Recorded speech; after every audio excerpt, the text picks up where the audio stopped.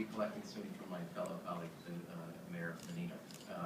But I think to the general thrust of your question, first of all, I'd like to say that the way we handle, as a city, and particularly our police department, NATO has now become the blueprint and the template around the world, literally, for how you handle public safety and big events.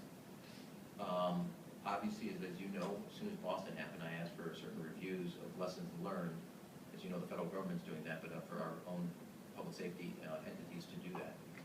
Third will be, OEMC will be, I think, later on today, be issuing the route.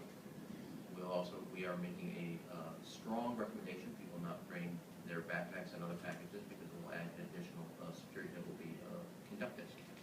But we have our police department, fire department, and all the other entities are hard at work making sure that we do what we got to do so we can have, as we did in 2010, a great celebration. Ed? What about just following up on what he asked?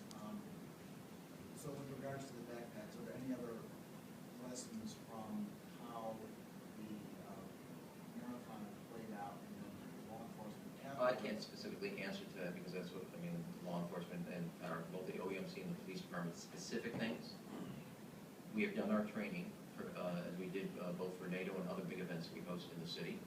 And there's individual things that they're going to do. I'm not going to list them out. But I guess I just have the big picture, your philosophy in terms of what from the marathon has changed the way you might organize this compared to 2010. Well, a lot of access in 2010. Yeah, well, first of all,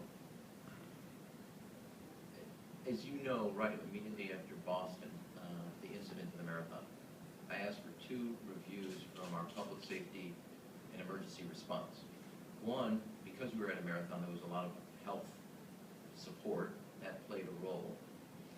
2, obviously the cameras played a role. So the public safety entities throughout the city are already conducting kind of after-action reports, working with their counterparts in Boston, as well as with the federal government Department of Homeland Security.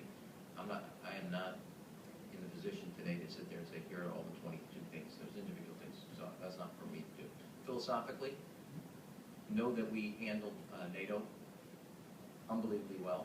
Know that it's become now the blueprint and the template for public safety entities throughout the country, how to handle big events like this. Last question.